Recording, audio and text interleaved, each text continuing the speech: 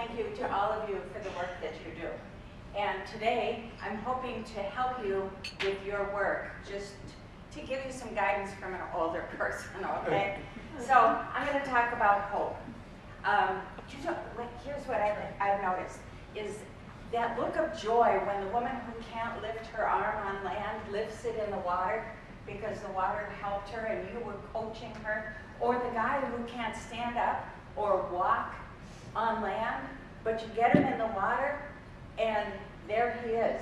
He takes his first step and you are so thrilled and he is so thrilled, and it's such an exciting moment. That's hope. That's hope, and that's what leads to being able to function on land. You create hope. That's what you're doing every single day.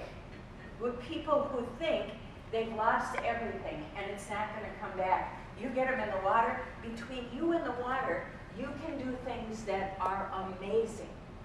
Hope is basically our future view. It's how we see what's coming that's coming down the road toward us. And hope keeps us going many times through rough times because we see that light at the end of the tunnel. So you create hope, and you and the water together make miracles. Now I know some of you are just getting started in this field, but those of you who have been in the field, you know what I'm talking about. You've seen it. The miracles, this person who shouldn't be able to move again, who shouldn't be able to walk, you get them in the water, they're able to walk there, and it gives them so much energy and so much hope that they can actually move forward and do it. You are always creating miracles, and I thank you for that because I love people who work in the water. It's just great. So we also run into hopelessness, don't we? You know how some of those clients, you get them going and they're so excited that they can work, that they do it on land? Then there are those others who are so convinced they can't ever do it, that they have no energy. When you are hopeless, when our clients are hopeless, they don't have enough energy to even try. They can't give it the effort to try. We have to have hope. Otherwise, we can't heal. There's no way you can heal without hope. There's no way you can have a good job or get the next job you're supposed to unless you have hope that you can do it. We have to constantly be hoping that what the future is bringing is good. We have to have that positive hope. We have to believe in that positive feeling. We have to have hope with any of our relationships, whether they're with our spouse or with our family or with our friends or with our colleagues, anybody. We hope that this is good. And hope, here's what hope does. Hope gives you energy. It gives you energy to move forward. Hopelessness takes your energy, and then you can't do anything. We have to have hope with learning. You guys are here, I believe, because you hope to be able to help people more. What you're doing here is hoping to make a better outcome for your patients. This isn't so much for yourself as it is for other people. And in learning, Bud, my husband is Bud, and you can hear me choke up when I talk about my job is to make jokes about Bud. I don't have one right now. Anyway, my husband's cousin was principal of a middle school, and I said to him once when we were talking, I said, what's the hardest part of your job? And he said, working with the kids who have no hope. Trying to get those kids to be interested in learning. Because they only believe that they'll stay in government-subsidized housing. Their jobs will be intermittent. They'll get cash jobs on the side. They won't ever be able to move out of where they're living, physically or mentally. They won't ever be able to move into a different economic stratosphere. They cannot move. And he said, when people are hopeless, these kids have no reason to learn math. They have no reason to learn to read. They have no reason to take any literature. They have no reason. Why would you take geography if you have no hope that you'll ever leave the town you live in? So he said hopelessness is the biggest thing that they're fighting. So we all need hope. And our hope is driven by our expectations. I wanted to put these pictures here because I thought you can see the energy. In one picture, that person has no energy. They aren't going to be able to move forward because they are exhausted from hopelessness. In the other picture, those people could conquer the world. Their hope, their future view, and that's what hope is. Our future view, what our vision is. That's what's going to move us forward. So we have to always maintain hope in our spirit. But the question is, how do we do that? So I came up with two things, and this is my own personal philosophical thought, that we need to do two things. First of all, our hope has to be attainable. Second of all, it has to always be flexible so it can move with us, and positive. So first I'm going to talk about attainable. We have to hope in small increments. When you're working with a patient who's had a stroke and can't walk, you don't say, well, in 6 weeks I'm going to have you running the 5K that's being offered in town. Because that takes you back to hopelessness. If your hope is too big, it takes your energy away. Instead, you say, do you know, I think with the help of a walker and 6 weeks of really hard work, you're going to be able to walk that daughter down the aisle. That's hope. So we make little increments. We're not going to tell people they can run when they're going to barely be able to walk. We have to make it something that is attainable. So our relationships are the same way.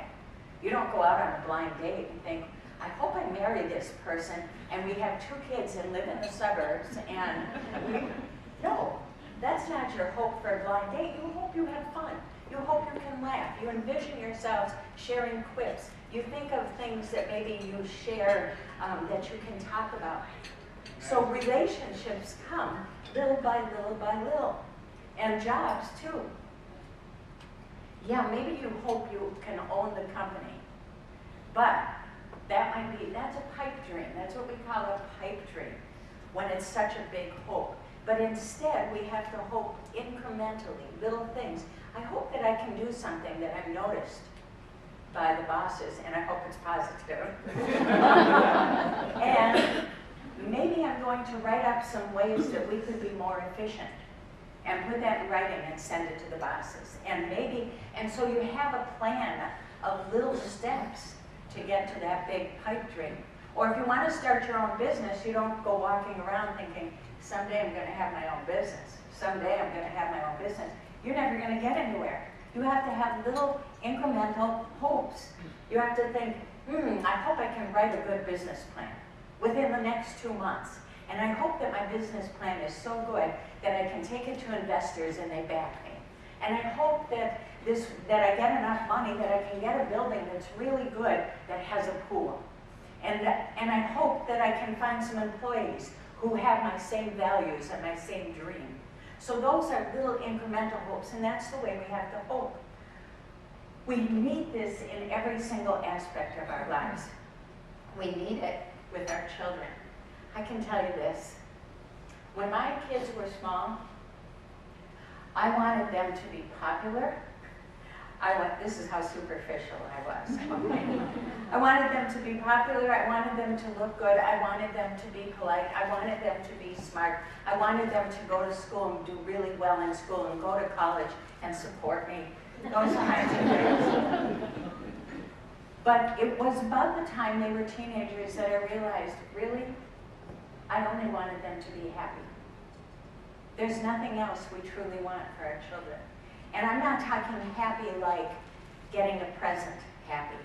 I'm talking happy, having that joyful spirit inside of you so that you can be happy no matter the situation.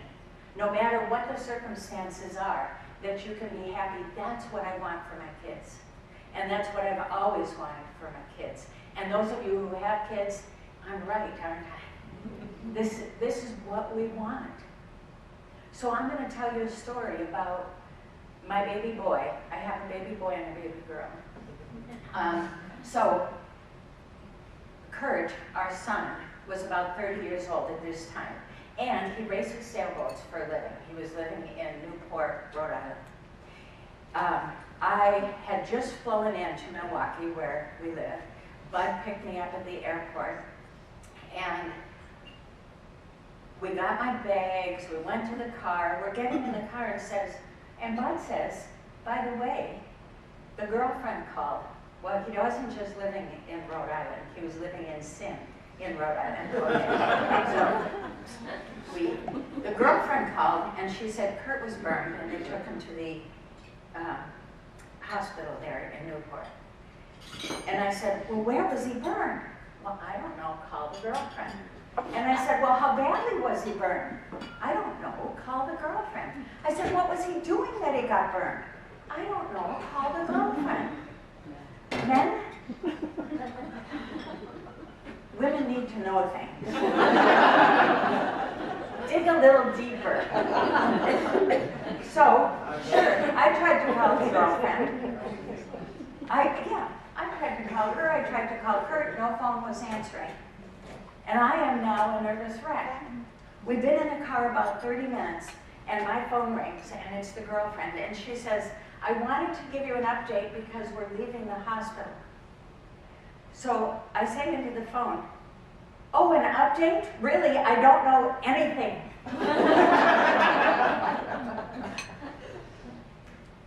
And I think, well, they're leaving the hospital, how happy am I? But her update said, Kurt was working on a heater, and it exploded, and the accelerant splashed on his face and his arms and his hands and his legs. And he was set on fire. And they took him to Newport Hospital, where they said he was too badly burned for them to deal with him. And they put him in an ambulance and intubated him and sent him to Providence Hospital. My hopes changed. All I hoped was that my baby boy was alive. All I hoped was that he would live at least until I got out to Rhode Island. I wanted him to be alive. So we immediately turned around and flew to Providence.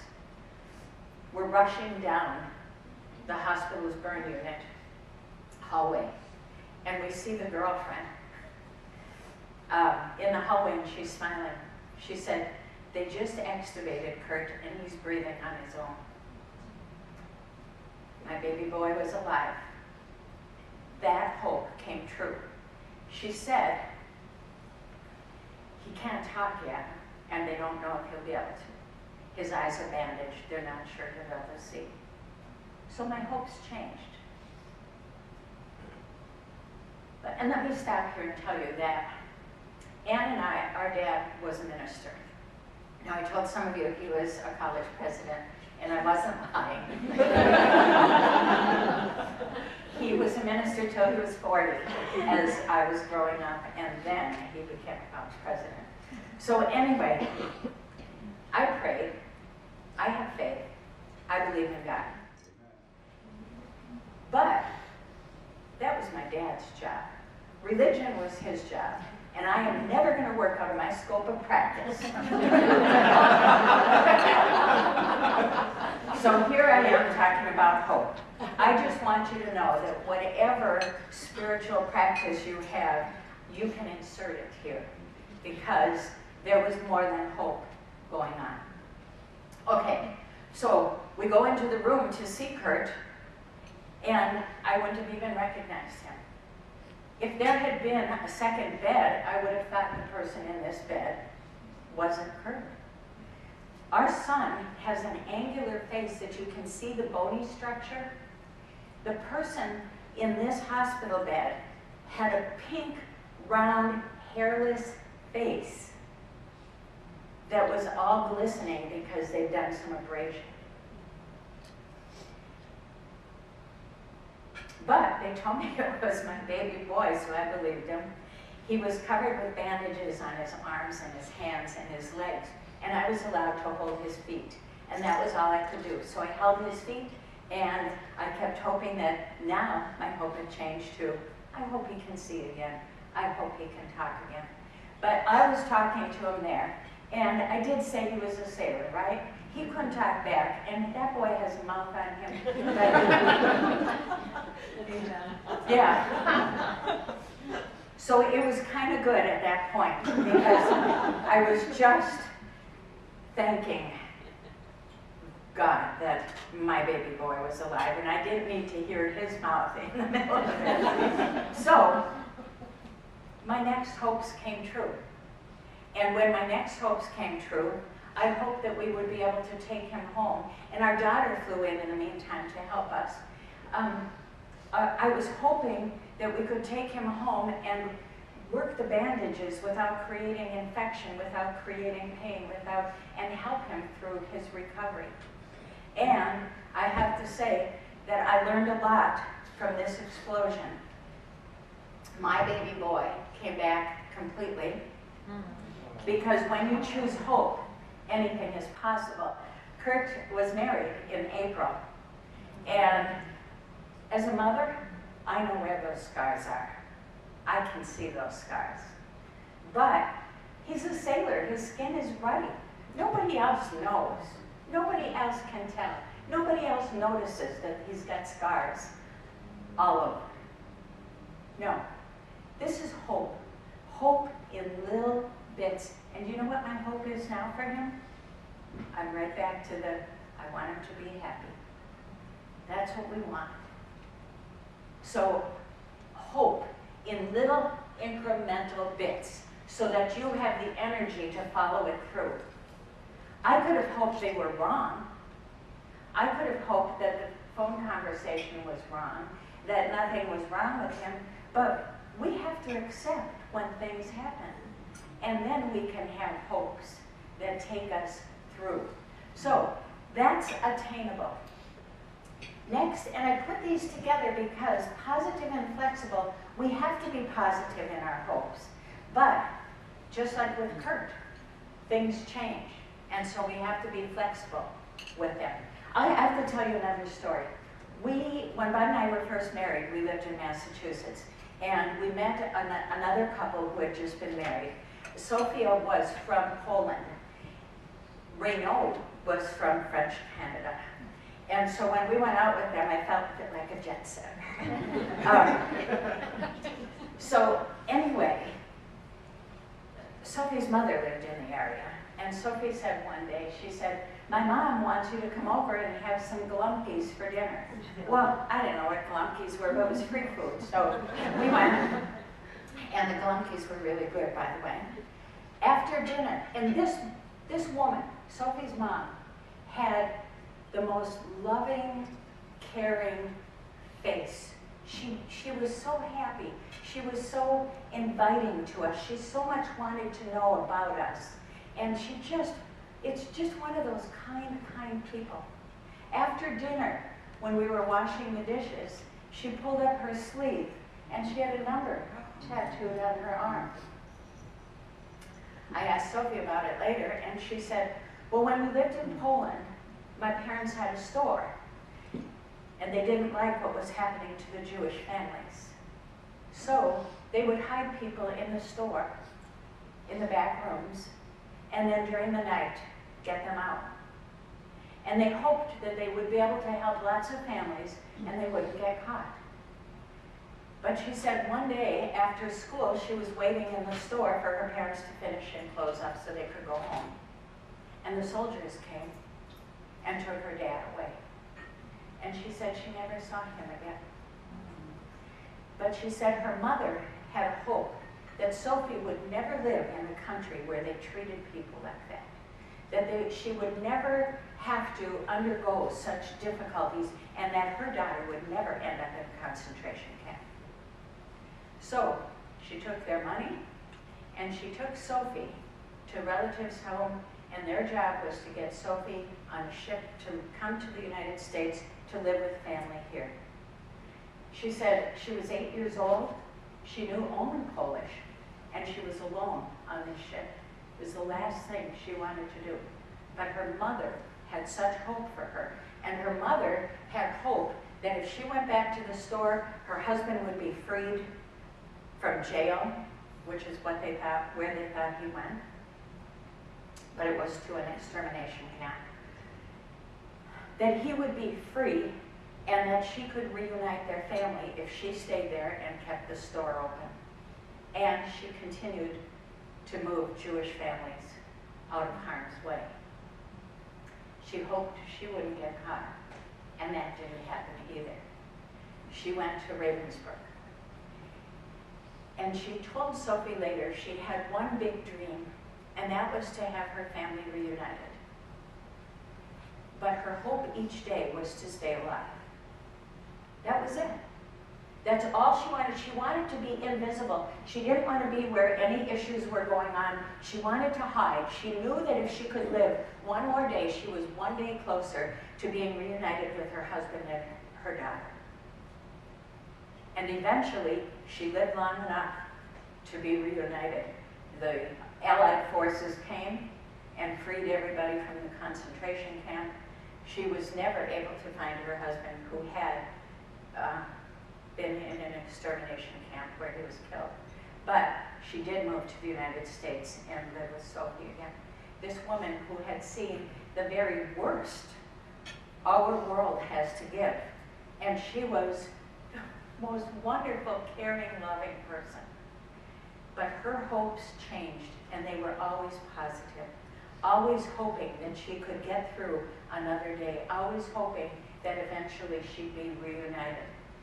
We need to, when our hope to not get caught doesn't work out, then we have to change hope. So we constantly have to be willing to adjust our hopes, to make sure that our hope is flexible. We move around.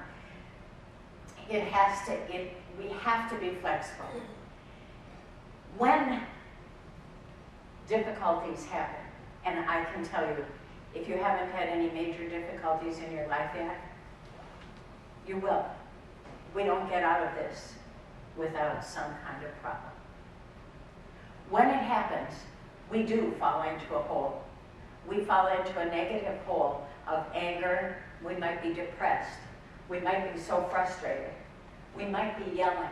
We might be sick. Any of these things, that's what happens. But our job, in order to get ourselves back up and moving forward, we have to accept what has happened. This is the way it is right now. And then we have the energy to move forward. And we have to move forward with that positive hope. Because here's an example. When I'm driving down the expressway and a car cuts me off, I hope they get caught. I hope there's a cop watching. But when you have a negative hope like that, it doesn't go anywhere except inside of you. So if somebody else gets a promotion at work, but you've been doing that person's job because they're so lazy, you get angry, right? And that's human nature. There's nothing wrong with that. But don't keep hoping, I hope they find out right away and she gets fired in front of everybody and it's really embarrassing. Those kinds of hopes come back and eat on the inside of you. You have to hope in a positive way. And if this is so negative that you can't hope something positive for that person, then you have to hope something positive for you. I hope I can fix up my resume so it looks really good. I hope I can get a different job. I mean, we've got to have positive hopes. Because of the law of attraction, when we've got negativity in us, we get negativity coming to us. And you don't want that. I don't want that for you. But when you have positive thoughts, positive things come to you. So sometimes you'll say, like, I hope I'm never as mean as he is. Well, that's a negative hope, okay? I hope I'm always as pleasant as possible. I hope those kinds of hopes, those are the hopes we need. I have a friend named Linda who got the phone call that no mother wants to get, that her son had died. And she said she had hoped that he was really alive until she saw him in his casket. And then she accepted it. But then her hopes changed. She hoped that they would never forget Michael in the family, that when they had family gatherings, they would talk about him. And he would be there in a different presence, but that they wouldn't be quiet because it was uncomfortable. They would talk, and they would tell stories about him, good stories and bad stories. And she didn't want the community to forget him, and they set up a scholarship fund so that every year there's a scholarship in Michael's name. And she didn't want their family and friends to forget about him, so she has a party every year to celebrate Michael's life. So her hopes changed, but she made some very positive hopes from that and did some really good things. And that's the way we need to do it. We need to make attainable hopes, and then we have to be positive and flexible. So I have to finish by telling you a story about Aunt Lottie. Aunt Lottie was our grandmother's sister. She was our great aunt. And my grandma always used to say, that Lottie, she's a pip. And I never understood what pip meant. But I knew that Aunt Lottie was different. She did her own thing. I mean, in the 1920s, she ran her own business. Women at that time didn't work anywhere out of the home. So Aunt Lottie was a pip. Aunt Lottie always seemed old to me. And after I got married and was living in Massachusetts, when I talked to my mom, she'd get me up to date on all the family. One time she said, oh, by the way, Aunt Lottie's having surgery tomorrow. I said, oh, what's wrong with her? And she said, well, she thinks she can't see very well, and there's this new surgery to clear up the cloudiness in her eyes, so she's going to go and have that. Aunt Lottie was 90. Life expectancy at that time was nowhere near 90. Her life expectancy was like 5 minutes, maybe. But Aunt Lottie had hope. She had future vision. She viewed herself as being able to see for the rest of her life. And she went and had surgery to fix her eyes. How many times do we think, oh, I've got arthritis in my foot, the doctor said it's always going to hurt, and that's the way it's going to be for the rest of my life. Don't believe it. You have to have positive future view. You have to have hope that you can get this to go away. You have to have hope that the pain in your hip is going to go away. You have to have hope that, okay, so you've been married twice and it didn't work either time. You can still have hope. You don't give up. It's always too soon to give up. So you started a business and it failed.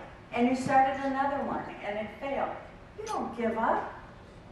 It's always too soon to give up. You don't think, well, it's hopeless. No.